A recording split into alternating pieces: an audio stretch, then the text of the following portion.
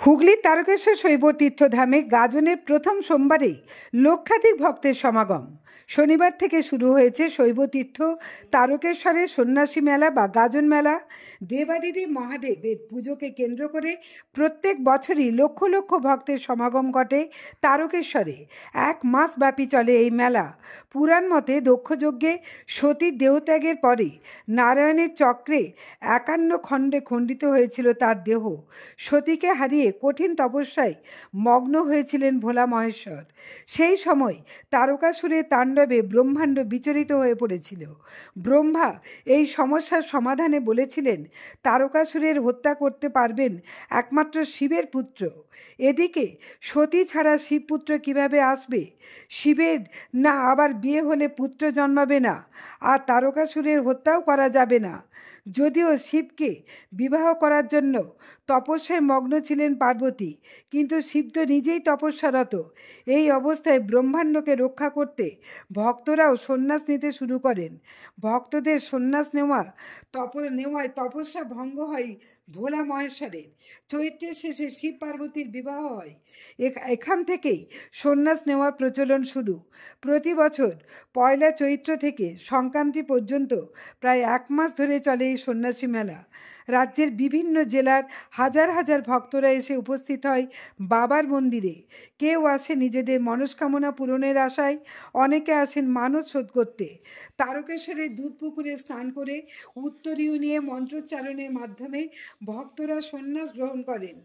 এক মাস তারা নিজ গোত্র ত্যাগ করে শিব গোত্রের বাসিন্দা হন। ভক্তরা প্রতিদিন সকালে মন্দিরে শিবের ভোগের পর ফল এবং রাতে হব্বিষ্যি খেয়ে সন্ন্যাসব্রত পালনের মধ্য দিয়ে কৃচ্ছ সাধনের জীবনযাপন করেন। বৈশাখের প্রথম দিনে তারা আবার ফিরে যান নিজ গোত্রে বা গার্হস্থ জীবনে। সোমবার ছিল গাজনের প্রথম সোমবার, আর এই সোমবারে আনুমানিক লক্ষাধিক ভক্তের সমাগম ঘটল শৈবতীর্থ তারকেশ্বরে। এদিকে ট্রেনে, বাসে, প্রাইভেট গাড়িতে করে ভক্তরা তারকেশ্বর মন্দিরে এসে পৌঁছান। মেলাকে ঘিরে প্রশাসনের নজর রয়েছে সজাগ। মন্দির এলাকা সহ তারকেশ্বর শহরের বিভিন্ন মোড়ে পুলিশ মোতায়েন হয়েছে। আগামী দিনগুলোতে ভক্তের সংখ্যা আরও বাড়বে বলে আশা করছেন ব্যবসায়ীরা।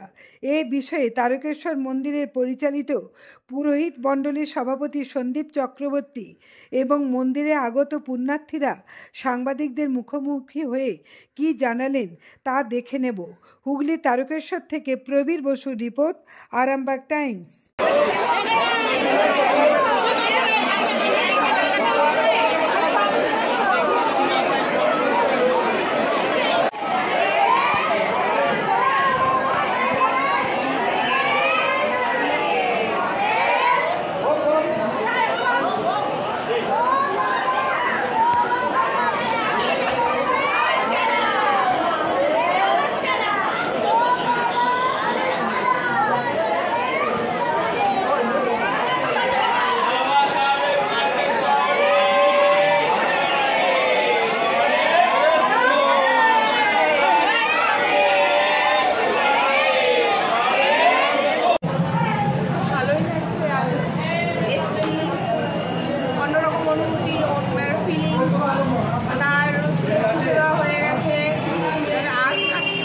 সেরকম মানে জমজমাটের ব্যাপারটা অন্য রকমের।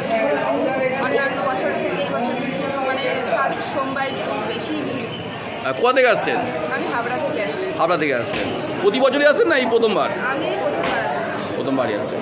কেমন লাগছে? আমিও এসছি, কিন্তু ট্রেনে এসছি। আমি এরকম মানে রবিবার বেরিয়ে হেঁটে এই পর্যন্ত এরকমভাবে আসিনি। আমি ট্রেনে করে এসছি, পুজো দিয়ে আমরা চলে গেছি।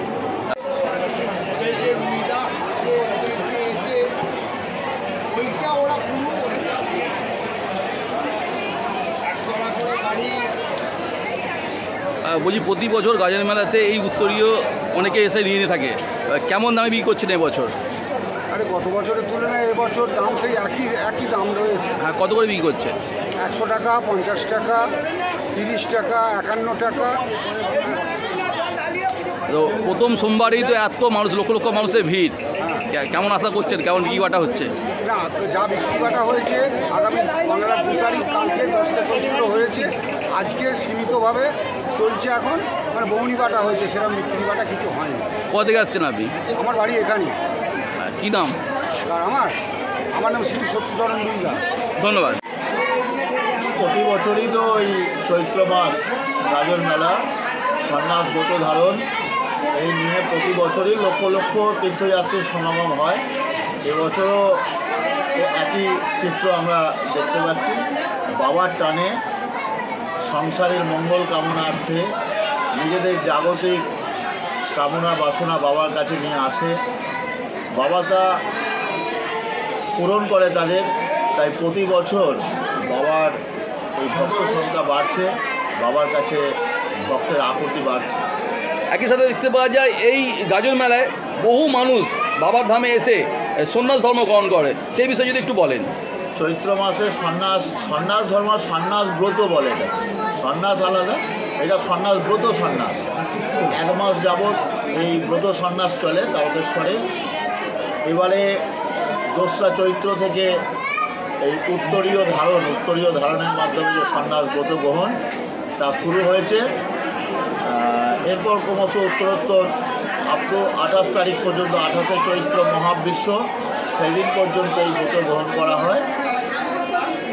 ব্রত এদের শেষ হয় চড়কের দিন, 1 বৈশাখ। আবার এরা ব্রত থেকে আবার তাদের নিজেদের নিত্যনৈমিত্তিক জীবনে ফিরে যায়। কী কারণে এই ব্রত পালন করা হয় যদি একটু বলেন।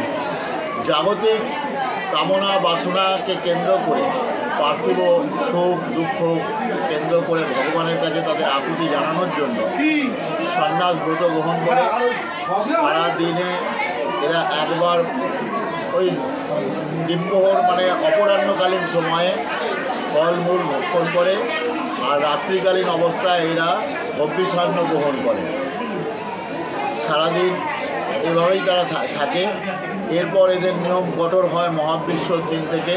মহাবিশ্বের দিন সারাদিনই উপবাস থেকে ওই বাবার এখান থেকে যখন আদেশ হয় তারপর এরা ওই মহাবিশ্ব করে 3টে চাল দিয়ে এবং বাকি ফল খেয়ে। তারপর পরের দিন ফল ঝাঁপ, তারপরের দিন নীলাবতী, নীলের বিয়ে, এইসব সম্পন্ন করে এরা এই ব্রত। আপনার নাম? সন্দীপ চক্রবর্তী, সভাপতি, তারকেশ্বর পুরোহিত মণ্ডলী। ধন্যবাদ।